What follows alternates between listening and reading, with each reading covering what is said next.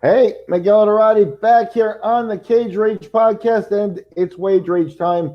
Bottom line is it's Wednesday, April 17th, and I've been joined by our boxing ace, Anthony Scott Pyatt. We're going to make some picks for Saturday, April 20th at Madison Square Garden. Top Rank Boxing presenting a pay-per-view headlined by Terence Crawford versus Amir Khan, the WBO world title on the line. We got odds and picks for four of the fights this Saturday at the Garden. ASP, how you doing? Doing great, my man. Pleasure to be with you. We got a couple of dog watches and an over on this card, and we're going to pick the Carson, California card. Several good bouts. There's a dog pick on that one, and so stick with us. Check them all out, and it's always a pleasure to be with you, Miguel. Hey, you want to pay attention to what ASP's got to say, but let's kick it off here at Madison Square Garden, right to the main event. You got Terence Crawford, WBO world titleist, one of the top pound-for-pound guys on the planet. He's a minus 1,700 favorite over Amir Khan. Khan, a tested veteran at plus 1,100. The over-under's at 9.5 with the over at plus 170 and the under at minus 200. What do you see there? Any chinks in this armor?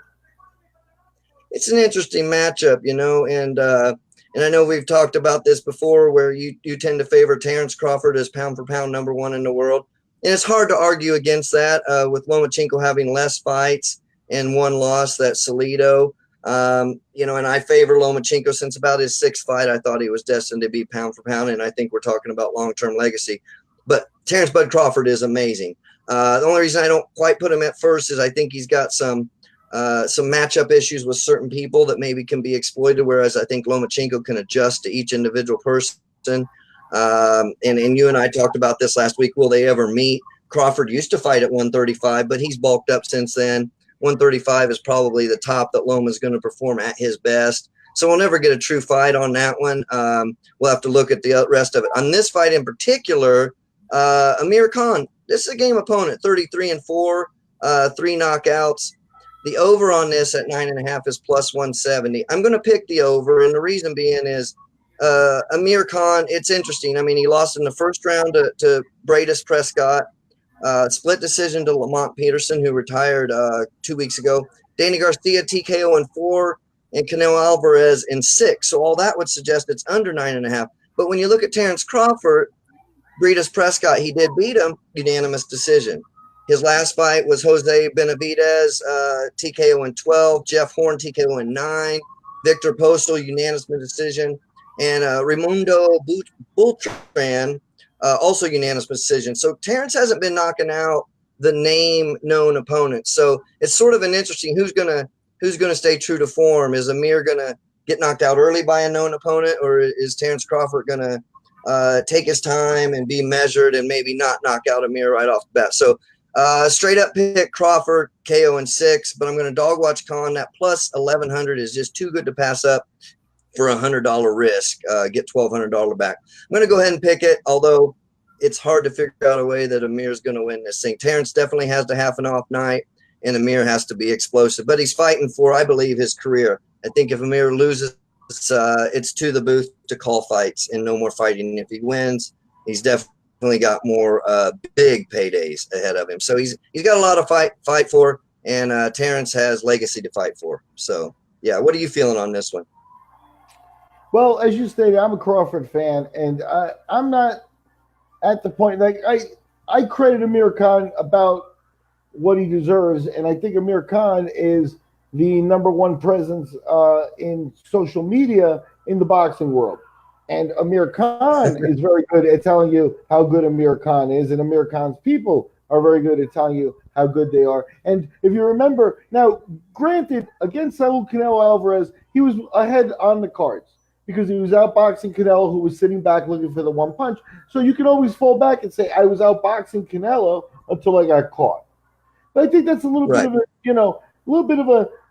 little bit of smoke and mirrors that they're playing there because Canelo chose to counterpunch in that fight, and all he needed was one punch, right?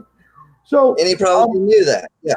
But so he was doing well in that fight, so that backed up the pre-fight rhetoric, which was that he was going to be strong at 160 pounds, and then he talked a great game, and that's what he's doing again this time.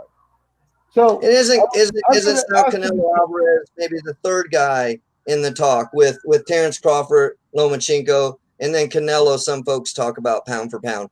I think yeah, he's had a couple of questionable fights against Triple G, so pound for pound is yet to be seen for me with Canelo. no, But you I can don't make that argument, right? He was beating Amir was beating him, right. Yeah, but the point is that the reason I bring it up though is because Amir talked a good game before that fight, and because you could use semantics to back up that talk, he didn't really look bad. And he doesn't have to say, oh yeah, So he's doing the same thing here, talking a really good game against another guy, saying, "Hey, my hand speed, yeah, we'll see what your hand speed looks like at, on this side of 30. We haven't seen you on this side of 30." He's a silver medalist, not a gold medalist. It was funny. There were a few memes of stuff of him making fun of Crawford beating, I think it was Yuriorkis Gamboa. Gamboa, he called him a dwarf.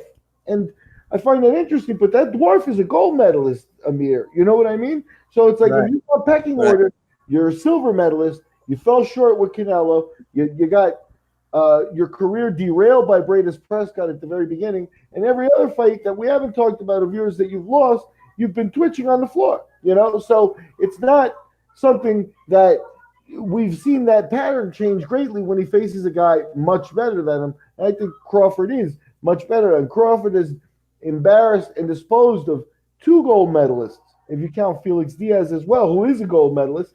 And I mean, when he's got the gold medalist trapped in the corner and he gets to do like this on the top of his head, he's dominating this guy. And those are gold medalists, not those silver medalists. Not that means, all that much, but there are levels in boxing. And Amir loves to claim that top level. And I'm not sure.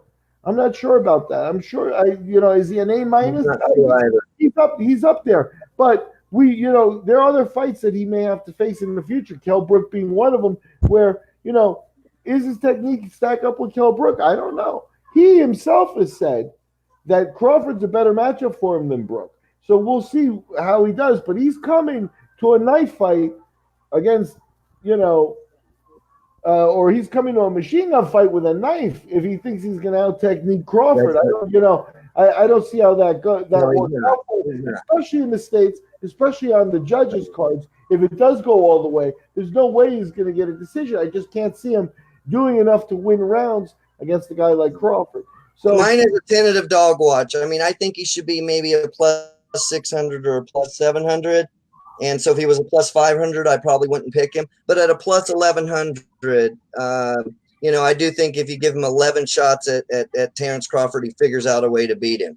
So in that regard, in a pot odds sort of way for poker terms, it's a good bet. I do not expect him to win, but I think plus 1100 is just a little bit high, and I'd have to take that just in case. It's just too good of a bet.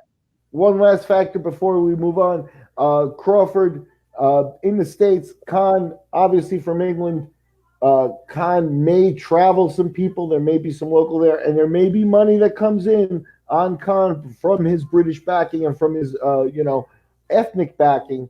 So those odds may change here before the end of the week, and we'll look at that for you here. So in other words, you want to get him now if you're gonna bet on Khan. You want to get him now while the odds are higher before those British folks come over and land and start betting in what I get. The fight's in New York, so they have to bet in New Jersey or something like that across the river, I guess. But get him before the Khan fans get here if you're going to bet for Khan. Absolutely, good point, Miguel. Yeah, you'll certainly want to keep that in mind. At least have it under consideration that Khan money may come in from Brits and from he has a Muslim ethnic backing as well. So those odds may narrow, and that may all be due to popularity and social media popularity and not true numbers. So that's another factor. Heading into the co-feature, we got a 10-round bout at lightweight between Puerto Rico's Felix Verdejo 24-1, and the battle-tested Bryan Vasquez, who's 37-3. And Vasquez is a fighter I actually know a little bit about. I know him personally. Verdejo, I've always thought is a good fighter. But at the top, of the list of things I would think of Verdejo is, at some point you're looking for the next Miguel Cotto out of Puerto Rico, And I remember thinking at some point with Verdejo that he wasn't the guy. He's a good fighter, but he's not a crossover guy in terms of, being on Cotto's level, or at least he hasn't showed that yet. So is he Puerto Rico's hottest star right now? I don't know. But he hasn't reached Miguel Cotto's level yet. I don't know if that, I'm holding that against him. He's still a terrific boxer. But Vasquez, I would consider a live dog here because Vasquez is a very battle-tested guy who's been through a lot of wars and stuff. And, when he's tried to operate at lower weight classes, he suffered for the weight cut. Lightweight may be the right weight class for Bryan Vasquez. Yeah, I mentioned that we almost too often agree. We could make a little bit better of a show maybe if we were a little contentious sometimes. I like Lomachenko more than Crawford. That's like our major disagreement, not a big deal. But I was pleasantly surprised on the other side of that coin that I had already picked Bryan Vasquez as my dog watch, my second dog watch on this fight at plus 155 before I realized that you knew him a little bit and had judged 3 of his boxing matches, and I believe he fought MMA as well. You judged one of his MMA fights. How many did he fight on that, Miguel? Do you know? I think he has one MMA fight in his career. He took it as a negotiating ploy when he was between contracts and boxing. I was the matchmaker for that.